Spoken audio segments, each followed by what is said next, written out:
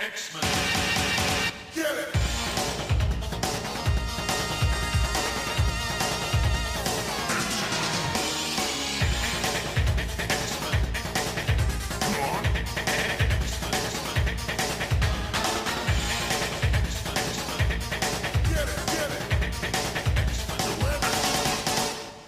Hey everyone, and welcome to another exciting episode of Battle of the Atom. This is your weekly X-Men podcast where we rank every story from A to Z. I'm Zach, and with me this week is someone you may know, may not know, but someone who is a big name in the podcast industry. You might know him from the show Reply All. It's Alex Goldman. Alex, how are you doing today? I'm great. Thanks so much for having me on the show. Thank you for being on the show. It was it was an interesting situation for people who don't religiously follow my Twitter account, which should be most of you, because you got to spend your time better than that, folks. I happened upon Alex saying that he liked Glob Herman somehow. I have no context for this. I didn't even know who he was when I saw the tweet. I just know with my repartee, when I see Glob Herman, I support Glob Herman. And wow, turned into an interesting thing. So, Alex, I guess for people who don't know, what do you do? And what's your relationship with comics? So I am a reporter. I work on a podcast called Reply All, which is, I would say, along the lines of sort of the more public radio podcasts like This American Life and things like that.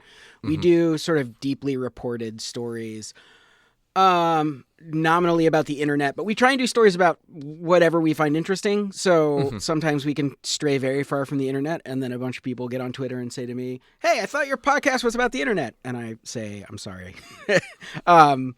And let's see, my relationship with comics.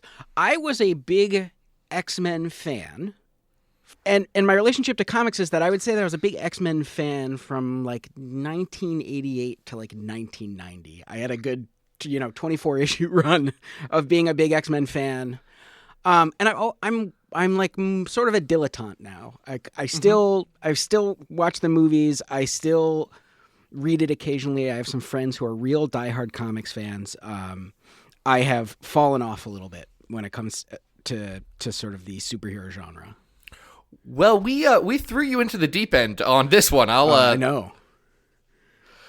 I'll absolutely say that, because, this episode is all about Glob Herman, who's a character that was invented in, 2002, I think is his first appearance, something like that. So, he came well after my comic book period. But I follow the comic book writer Leah Williams on Twitter, because I think she's very funny and very smart. Leah, friend of the show, is absolutely great. We are pro Leah Williams here. In spite of the fact that I truly know a third of the characters she talks about. And most of the time when she's calling back to the era that I was a comic book fan, it's like to say, hey, you remember this character that you liked a lot? They're actually kind of problematic in this period of time. But So that period, that would have been Fall of the Mutants Australia Outback period, yes, start of exactly. Jim Lee stuff? Mm-hmm. I remember very clearly the first Jim Lee. I remember it being a big deal and everybody talking about how revolutionary the art was, and I didn't understand at all what was such a big deal about the art. And then in retrospect, I was like, oh, wow, this really does look different. It does feel different than other comics. Well, it's especially interesting coming off that entire run of X-Men has just a killer art team. I mean, you're going from Mark Silvestri to Jim Lee. You're not exactly trading down when you're looking at Silvestri art. Yeah, that's a good point. You're right. No, good. So these three stories are vastly different than the stuff that was going on in the late 80s. And we're going to jump into them right now. The first story that we decided to cover today, it's a two-parter from the short-lived Spider-Man and the X-Men. It's issues 4 and 5, written by Elliot Kalin, another podcaster from the show The Flophouse, which is if you listen to the McElroy stuff, which I know a lot of our listeners do, you will have heard ads for that. They're on Maximum Fun and all that stuff. It's a fun movie show. But he wrote a couple issues of Spider-Man and the X-Men. RB Silva does art on the first one, and Marco Foglia does art on the second. And this is an interesting era. So, Alex, I'm gonna guess you didn't know that Spider-Man was a teacher at the X-Men for a hot second. I certainly didn't, and it doesn't seem like he's particularly well liked or well trusted by anybody at the Academy. No, they hate him. Apparently, to give you context that I just didn't when I sent you these issues, Wolverine got dead, and in his will, he wanted Spider-Man to hang out with the X-Men for 6 issues. Got it. It was fine. Okay. It was a nice little thing, but he gets a weird group of students. I know for a fact none of these characters were around when you were reading comics. So what was your reaction to characters like Ernst and Eyeboy and Shark Girl and Rockslide? Let's see. So a lot of these characters I liked mostly because I wasn't entirely like. I didn't have any of the context for them, but they still seemed rich enough that like I was very interested in learning more about them. And a lot of them, their superpowers don't seem obvious at first. I still don't really know what Ernst's superpower is. I think it's super strength. She's old but strong, but also a teen. Yeah, I was wondering about the outfits considering she was old. And then Shark Girl looks strong, but it doesn't see. It's not clear to me if she can commune with other fish or. I think she just looks like a shark and can swim. And then No Girl, that was the one that was the most difficult for me because she exists only in other people's minds. She can't communicate. She communicates telepathically, but there are no thought bubbles that describe what she's saying, so you just sort of have to glean it from context. So, interesting thing on that.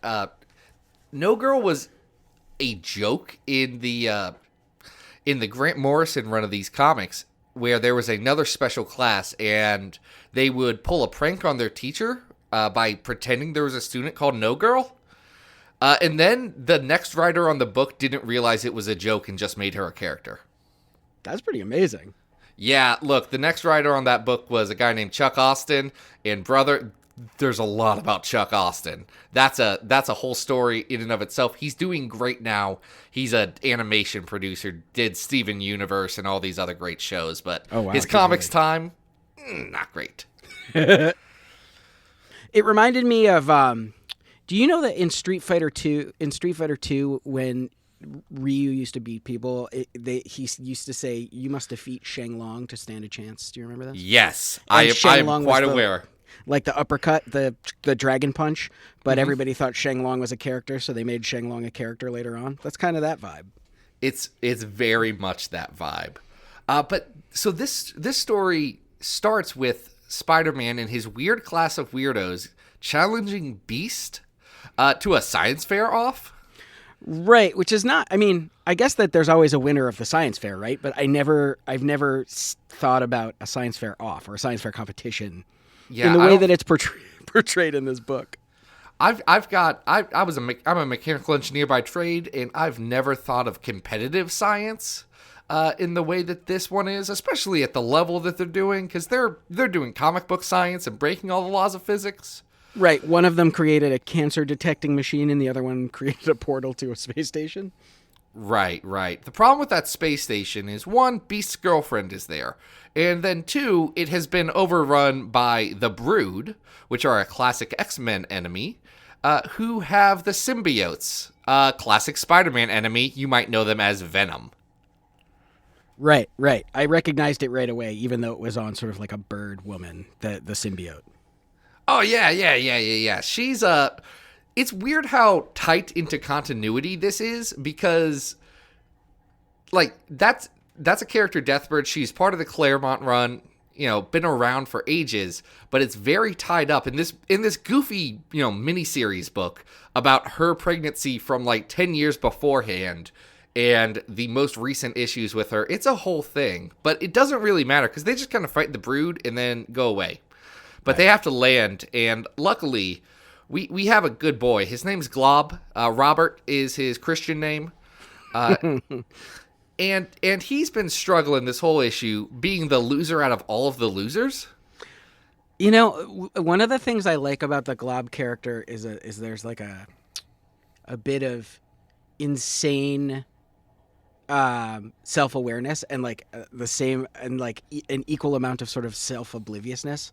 Like he's not willing to admit that like he's a bit of a freak and might have like a difficult time with women, say. He's like incredibly confident in that respect. Oh, he tries real hard. But he's also aware that he's like an outcast and like doesn't really have like a place in this world, partly because again, it's one of the things that I like about him. He doesn't have obvious superpowers aside from sort of being invulnerable to heat and being, slightly stronger, faster, and more agile than the average human being. Like he's not a superhero. He's just a superhero. He's a skeleton floating in a bowl of jelly. It's a weird vibe, but I dig it. Right, and so having to return to Earth, they sort of slap him on the front of the spaceship, and he shields the spaceship during reentry, which the people in the cockpit are saying must be excruciating, and he says something like, "This is really uncool, dude." I believe his line is, "This sucks so much." Right, that's it.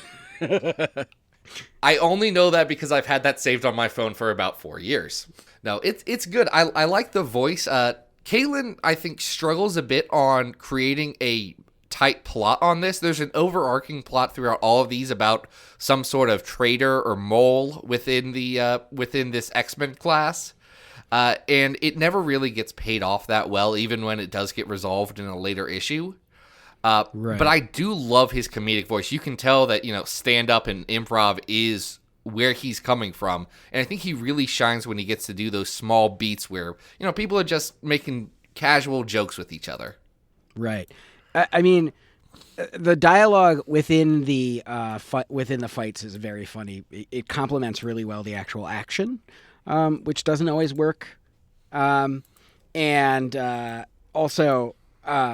the characters seem very aware of the inherent silliness of the world that they live in, and everybody's sort of, sort of metatextually commenting on, oh, now we're traveling through a portal to a space station. Oh, now we're fighting symbiotes. Now we're doing this. Now we're doing that. Like everybody seems fully aware of how bizarre everything is. They are.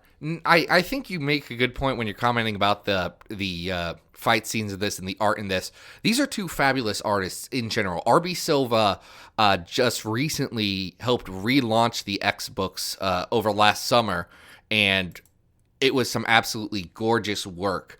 In the same way, Marco Falia has been doing some really fantastic work on the books that came out of that. However, I don't think either of them are anywhere near their peak in this one. Silva especially looks unrecognizable versus the stuff he was doing in, say, Powers of X just a few months ago. And sort of, is this sort of how old is this particular series? This was 2015, so not too terribly long ago. I don't know, but long enough that people have developed new styles and stuff. This was early in both of their professional careers. Right. But no. So overall, what's your takeaway from these couple issues? You enjoy it, not enjoy it, or? I mean, I enjoyed this? It. It felt a little slight. Mm-hmm. I mean, this is the problem as a connoisseur of the Marvel movies. One of the difficulties of a bunch of wisecrackers is that it doesn't give you time to feel the emotional weight of anything. These two particular issues were pretty action-packed and wisecrack-packed, so they were fun. They were like a fun diversion, and it sort of felt like what crazy thing are they going to throw at me next? But I enjoyed them. I thought they were fun to read. Well, that's good. Now we have another 2-issue arc from this series on the list right now. By the way, guys, we rank all of our stories on a massive list of every X-Men story ever, pending us actually getting to every story ever. It's from number 1, which is the Dark Phoenix Saga. Number 321 is the Draco. Between that, at 100, we have... What do we have at 100 right now? Is it All New Dupe still? It is. It's All New Dupe. Dupe's another X-Men character that's weird that you would not know about, and that's fine. He's a floating green potato. He appears on a screen in the Mojo comic. Oh, yes, he does. He and does. so I had to try. I was trying to figure out who is this character that appears on the screen, and so I googled X-Men that looks like Slimer, and Dupe came up right away. Yeah. He's the X-Men got real meta at one point in like 2001, and Dupe came out of that. He's a cameraman. He lives in the space between the comic panels. It's a whole thing. So is he the person who is filming the action that I am reading? In some stories, yes.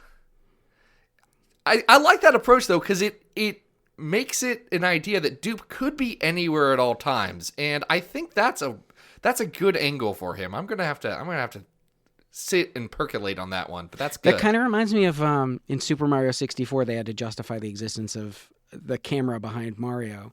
So wild that they thought they had to do that. Now that I think about that, right? I mean, it felt very obvious to us. It feels very obvious to us now, but third-person gaming in a 3D environment didn't exist before then. Right. So they had like Kidu carrying a camera in the background of him at the beginning of the game. That's about the situation with Dupe a lot of the time. Moving on, we got at 200 the X-Men Gold one-shot. At 300 we have Onslaught, which luckily you left comics before you had to suffer through that. Could have been worse. Now, on this list, we do have Spider-Man and the X-Men 1 and 2, the time that Sauron didn't want to cure cancer. He wanted to turn people into dinosaurs. What? What? Oh, you do you know Sauron? The pterodactyl man? Yes. Yeah, he once in this series was turning people into dinosaurs, and Spider-Man took umbrage to that, saying, you're really smart. You could cure cancer or something. And Sauron, knowing himself, did say, I don't want to cure cancer. I just want to turn people into dinosaurs. Okay. It is the best thing Kalen wrote in this entire arc. It's an incredibly choice panel. But no, so I think this is a little bit worse than that, but around the same vein. At 185 is Legion Quest, which I think is a bit better than this as well.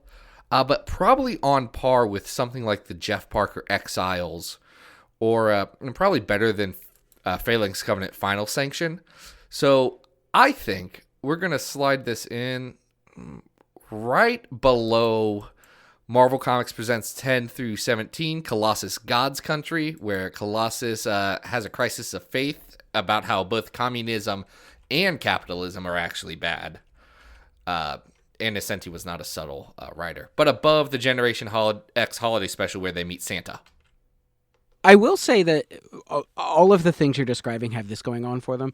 As a casual dabbler in the comic book world, especially with the filmic versions of these characters, they hew to very well-worn tropes. Nothing surprising happens. It's all action. And occasionally they do it to interesting effect, but it's mostly pretty conventional. And I also think that they've kind of been fucking up the X-Men in the filmic universe for the past few years. Look, it's been a whole thing. Logan was great, but my wife did buy me a Blu-ray copy of Dark Phoenix, and I had to fake a smile and be like, I never want to watch this again, babe. I eagerly watched it and was like, because I love the Dark Phoenix saga, obviously. It's very good. It's a huge touchstone in the comic book world. So I was like, they're definitely going to fuck it up, but how bad could they fuck it up? And I was shocked. Yeah, it was rough. What really causes some of that is this interference from the film industry, and especially those executive bigwigs. Those who I'm going to blame. Executive bigwigs like Mojo, who is the star of the next book we're going to talk about, X-Men Black Mojo. This was a one-shot from 2018, written by Scott Aukerman from Comedy Bang Bang and a lot of other stuff. Podcast-studded episode, huh? Look, You said Glob Herman, and it turns out a lot of podcast people have written Glob Herman. It's only the two, but still. Yeah, it was really, this one I thought was, it was a weird, this is one of those comics that I like because there was not really any action, and the action was only in service of trying to make a character have an epiphany. And I was like, Yes. oh, this is kind of a great thing to happen in a comic. Now, Mojo, I remember, I'm familiar with, but the Glob character is playing like the unassuming sort of like dumb, happy-go-lucky bro in this particular comic. He is the best friend in a romantic comedy. Like Yeah. if it was mid 2000s, Chris Pratt would be playing this character. That's a good point. You're right. Because this whole thing, Mojo opens this up with a big rant about how, people are ruining characters and they're just trying to be more politically correct. And I don't care about any of that stuff. I just want all my old stuff back. So he goes to Earth because also he has a crush on this lady who goes to a coffee shop, runs into Glob Herman, who tries to give him some romantic advice. But Mojo's Majordomo is not a fan of this, and tries to get Mojo to go back to being evil and fighting it by sending a sentinel.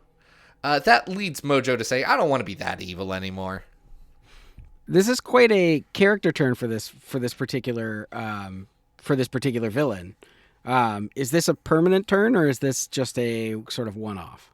So far, the only thing that I know that has happened with Mojo is that he's hung out in Mojo World, which, yes, he's a tyrannical, despotic leader there and a pretty horrible person, but also not screwing with the X-Men. So, chalk it up to like a half victory.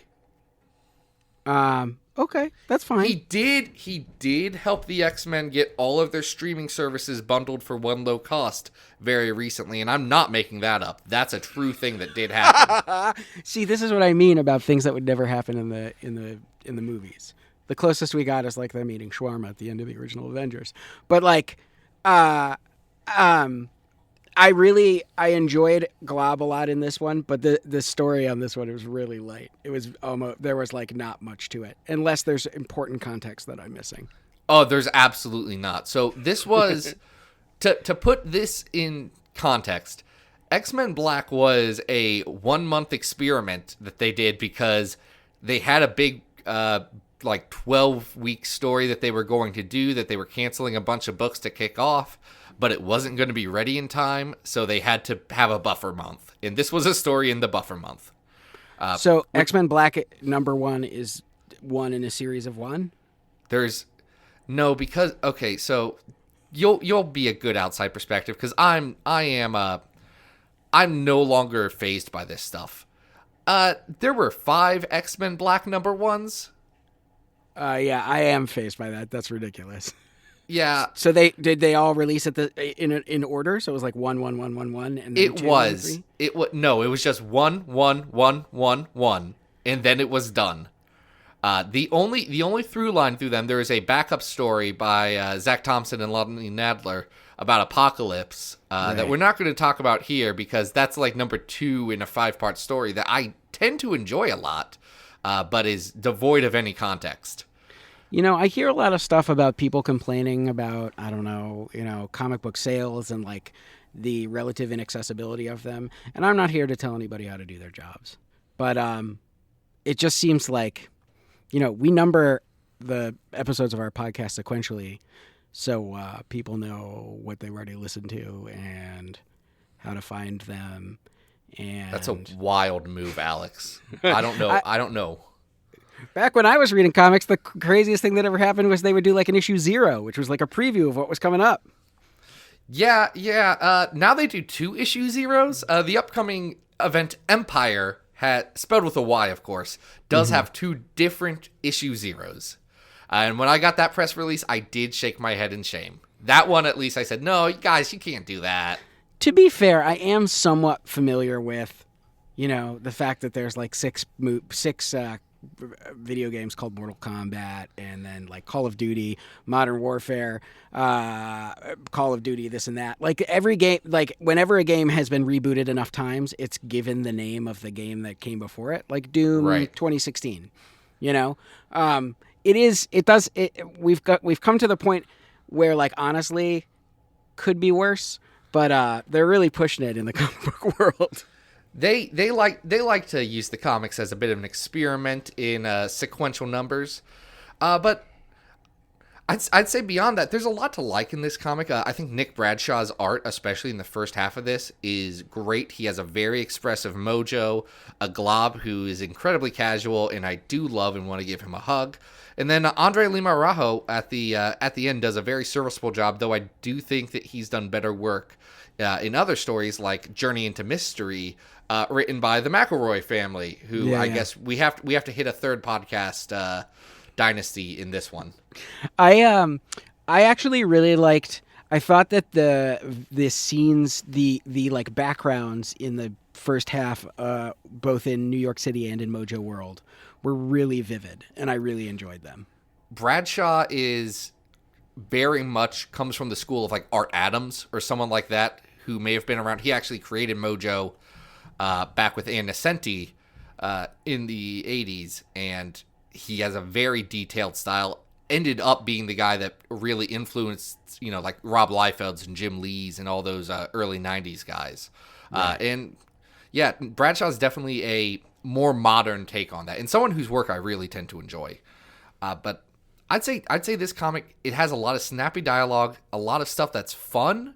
But I'd agree, it's a pretty slight, inessential comic. It's not shocking that this was on a throwaway month. Right. And I don't know if I only know Scott Aukerman from, comedy. I don't know if he does longer arcs, but I'm wondering if they get a little deeper, because I know he does write comics. Mm-hmm. Yeah, I'm trying to think of the stuff he's written.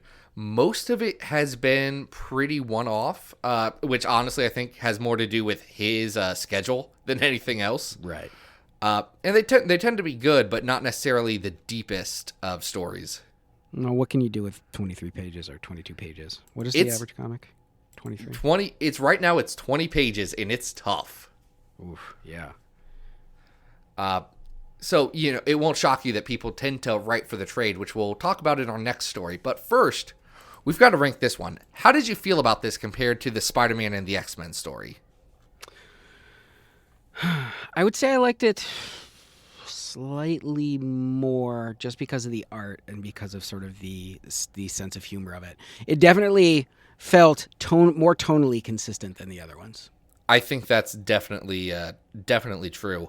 I'm looking around on some of the stories we've got in that area, and I think you're about right. It's in that spot because, just a few up from that is some good stuff like the arc where Wolverine fights sentient cocaine. Is that from the War on Drugs era, or is that like a more modern I mean, it's like that's like 1990. That's okay. Yeah, that's like I think of George Bush Sr. as. I don't think it's better than that. I don't think it's better than Brood Trouble and the Big Easy, where the Brood hang out in New Orleans and Ghost Rider and the X-Men have to fight them in a very pretty issue. That is completely slight. What I'd say is it's probably better than the Nation X arc. Is it better than... Now I'm arguing with myself. Normally, my co-host Adam, he argues with this for me. And he is not here right now, so I can say that this is better than a story he likes, Uncanny X-Men 300. Okay, but that worse seems than kind of unfair that you get to decide. You get to overrule him just because he's not. Well, there. He's the one who decided to take a 2-month hiatus. Okay, that's his problem then. It really is. I've told him he has to catch up on all this stuff when he comes back. Not fair to the listeners otherwise. Totally. And also he's not allowed to, my rule once he comes back, and you can tell him I said so. I will. Is that he's not allowed to object to any of the rankings you gave because he's the one who decided to go on hiatus. Them's the rules. That's a very good rule. Adam, we love you. Next on the list, however, is a longer arc. One's a lot less slight, I would say. It's part of the Age of X-Man event from earlier this year. It's essentially a Glob Herman miniseries, Totally. set in an alternate universe where it's like 1984, Brave New World kind of dystopia, but everything seems good from the outside. Taking place in the school. It's NextGen, written by Ed Brisson with art by Marcus Toe, with Lucas Wernrich picking up duties right at the end because Marcus Toe had to go relaunch Excalibur or something. I actually really enjoyed this series. It felt Good, because it's good. Thank you. It had like almost a genre vibe to it.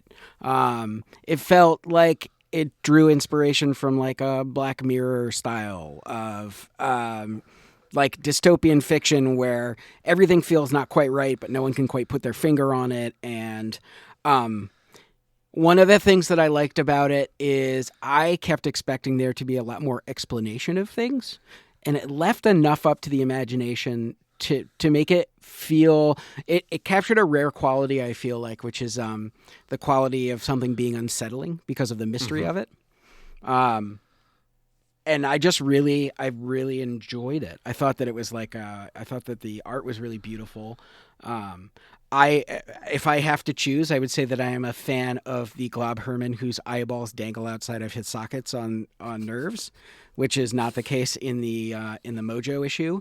So Right. I liked the rendering of Glob. Glob is not a hero, so to cast him as the hero is an interesting choice. It's interesting. So Ed Brisson, the writer of this comic, has been on our show before, and he is arguably the world's largest Glob Herman fan, in so much that he probably has had the most to do with Glob since he has gotten to write the books. He wrote a good story called Glob Loves Man Kills, which I had to buy for the name alone.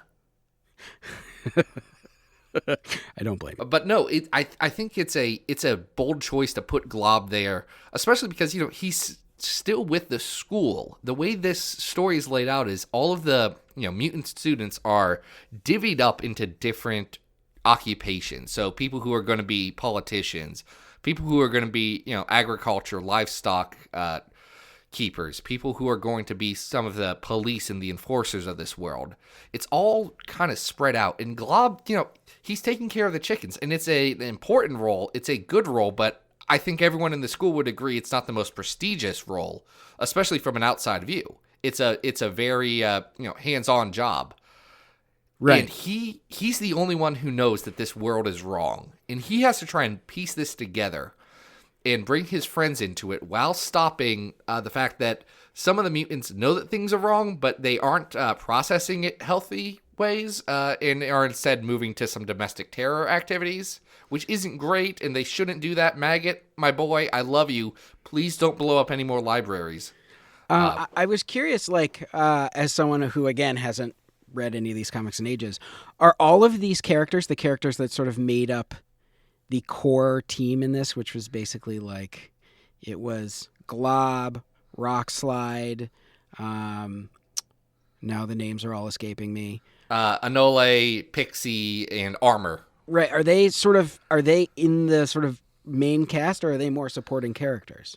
All of these are supporting characters, which is interesting. Armor was a main cast member in Joss Whedon and John Cassaday's Astonishing X-Men, which is kind of a tentpole book. But even then, she was the Kitty Pryde role, the Jubilee. She was the student with the older adults. And for better or worse, I feel like those characters a lot of times were mirrors for the sort of more established characters to reflect off of, and were kind of like comic relief sometimes, especially Jubilee. I feel like was absolutely. It's nice to see minor characters get some shine every once in a while, especially since a lot of times people project a lot onto those characters because they are kind of blank slates, and it's nice to see what other people have projected onto them and watch someone flesh them out a little bit. Which is definitely the case here, because these are as much as they have their fans, these are the ones that don't get a lot of attention.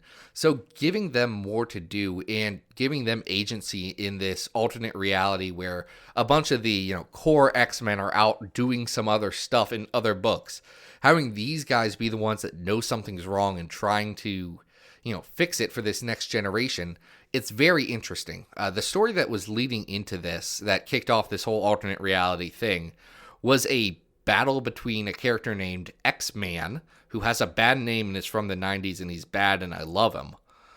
He's horrible. I was once cursed with all 75 issues of his original series bound in, hardback, nice leather volumes. So X-Man is an X-Man?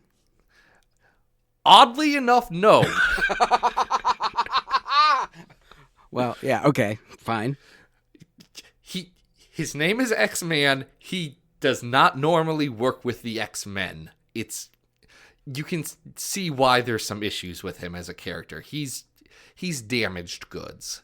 But it was a story about, him going up against a character, David Haller, Legion, from the very good FX TV show. Mm-hmm. But both of them are, children of someone. Legion's Charles Xavier's child. X-Man is the genetic child clone thing of Scott Summers and Jean Grey. Okay. So the whole point of that story leading into this was the grandchildren of the Atom. What's the next generation going to do with the foundations that were built? And I like that NextGen is what they use to, keep that story alive and saying, you know what, you have your chance to build something, but it's going to go away. You're going to go away, and someone else is going to have to take that up, and what they do with it's going to be, the next interesting thing. It's something to think about, and I love seeing that in NextGen. Yeah, I mean, honestly, again, this was a series where there was certainly action, but the action really took a back seat to sort of the psychological and dramatic issues that were taking place in this thing.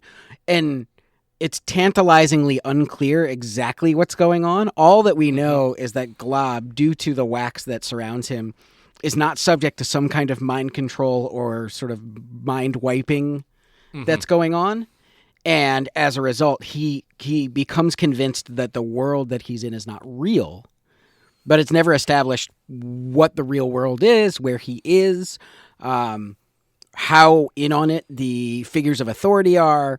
All we know is that he sees something that no one else sees. And there's even, I would say, a few parts of a few issues where I was like, huh, is he crazy? Is he the crazy one? Is he mistaken? And is he just leading all of his friends down this path? That's an interesting take. Just so from my perspective, I had all the context for everything. Either from reading all the other stories that were around it or from just the meta context of I know what's coming 3 months later because I keep up with, what the new releases are and things like that. So, I am not able to have that perspective, but that's very interesting to see that. And I think there's a lot of credence to that because this ends with a downer ending. They end up in prison. They lose at the end of this one. They absolutely lose. And Glob is trapped in prison, being the only person who remembers anything, having his friends perpetually reintroduce themselves to him because their minds are constantly getting wiped. It's like a very sad ending. It absolutely is. This was one of my favorite series of the Age of X-Men event as it was coming out. I really enjoyed it. I think it hit a lot of those notes that we talked about. And I think if you guys may have skipped on Age of X-Man, which I know a lot of people did, and that's fine, but you're wrong, and go back and check this out. It's all on Marvel Unlimited. It's all on Comixology for pretty darn cheap. So go pick this one up. So you'd say this was your favorite of the bunch, Alex? By far, it was my favorite. Yeah, I really like this one, too. And again, Adam's not here to stop me. Yeah, make it the number one. This is the new number one. As much as I'd like to do that, I also really can't. I would really love to. That's true. I'm a fan of. So I have a co-host on my show. His name's PJ Vogt, and part of what our show, part of the sort of engine that drives our show is our antagonism. So if I Sure. had this kind of power, the power that you have right now to sort of do whatever I wanted, I would just be flipping tables. I'd just be going crazy. That's where that impulse came from. I certainly don't recommend it. Well, look, I appreciate the energy. It's the kind of energy I do like to bring to this show as well. But I'm looking at some of the stuff we have, and I think this is better than at number 87, the Howard the Duck end of that, where he fights Mojo also, now that I think about that. I like it better than those comics that came with the X-Men Pizza Hut Happy Meals, which are at 79 right now. They're actually pretty good comics. I just think this is better. I would say I like this. I think this is about on par with Planet X from New X-Men, where Magneto took over all of New York, except for it wasn't Magneto. It was a guy pretending to be... It was a guy pretending to be Magneto, pretending to be himself. I'm sorry. Say again? His name was Zorn, and he pretended to be Magneto, but then Magneto was pretending to be this guy named Zorn, different than Zorn's twin brother Zorn. Got it. Okay. Yeah, it's bad, actually. Actually, the story's great. Then the next writer said, oh, wait, we had Magneto leading people into gas chambers. That's a bad look. We want to still use him. Ian McKellen's very famous and popular in 2004. So, did it turn out to be a dream or something, or did they just move away from that? No, it turned out to be a guy pretending to be Magneto, pretending to be himself, instead of just Magneto doing a bad thing. Got it. That I would say is probably the thing that must be very frustrating as a comic book writer, is that the person who comes along after you has their own sort of, wallet full of ideas and will generally just take all the ideas that you have established over whatever your run may be and just tosses them off the desk into the garbage can and starts over. I think it can be that way, and there's certainly been situations where that has happened. But there's the current writer on the X line, Jonathan Hickman. He has a saying that he likes to put and say, when you're working with big two properties, your Supermans, your Batmans, your Wonder Womans, your Spider-Mans, all of those guys, those aren't your toys. End of the day, it's your job to do something fun with them, get them out, play with them, and then put them back and not break them. You can change them. You can add or move stuff from the toy box, but don't break anything. Right. I mean, and I think that's the key to that stuff is, as long as the character changes that you're making aren't going to destroy everything, normally they'll stick around. Like Jubilee, that spunky teen sidekick, now she's a mom and has a baby, and everyone's been afraid that someone's going to throw that away. But now that baby's a dragon, and people just keep finding new ways to do stuff with the baby. It's only a dragon when you're in the magical world of Otherworld. Excuse me, I'm sorry. All right. He's a baby all the other times. Got it.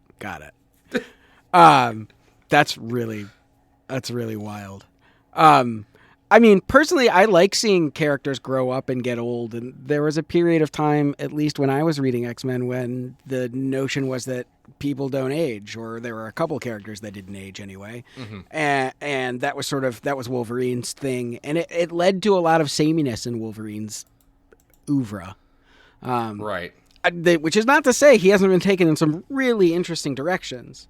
But I do think that, I like seeing where people take stuff. I mean, who could have predicted what Alan Moore did with Swamp Thing? I'm so totally Absolutely. dating myself, right? But you're right. Yes, there is a problem where people do break stuff sometimes. Right. Now, I don't think NextGen broke anything. No. I think it added to these characters, and actually, in a very pointed way, added to our understanding of the characters without changing the characters at all. Kind of bringing back to Stan Lee's whole illusion of change theory of editorial, where, Spider-Man's always going to be, at this point, in his mid-20s, and he can't change that much past then, because these are big corporate IP properties. They can only shift so much, so you have to find different ways to still tell a fulfilling story and still go all the way through an emotional arc, but not, push the character to a completely different place. I say all that to say that I think this is just a little bit under Planet X, right under the New X-Men Legion, but above Ultimate X-Men World Tour as our number 65, because I was going to forget to rank this thing. I'm just going to have to take your word for it because I don't know those other arcs. But I Yeah, believe you. that's fine. Most of the people that listen to the show, I'm starting to get the feeling, do not religiously read X-Men at the unhealthy level that I do, so it's fine. It All works right. out. But that's good. That's all three of our stories today. Alex, thank you so much for being on. I hope you learned a little bit about everyone's favorite purple or pink skeleton boy. Oh, I did. I learned a lot more than I already knew, and I really enjoyed it. Thank you so much for having me. Oh, it was my pleasure. Now, if people want to check you out, where can they find your stuff at? What do you got going on? What do you got to plug?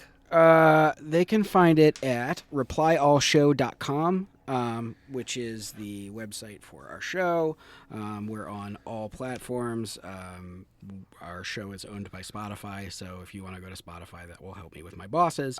Some of our favorite episodes, if you want to get started with our podcast, listen to episodes 102 and 103.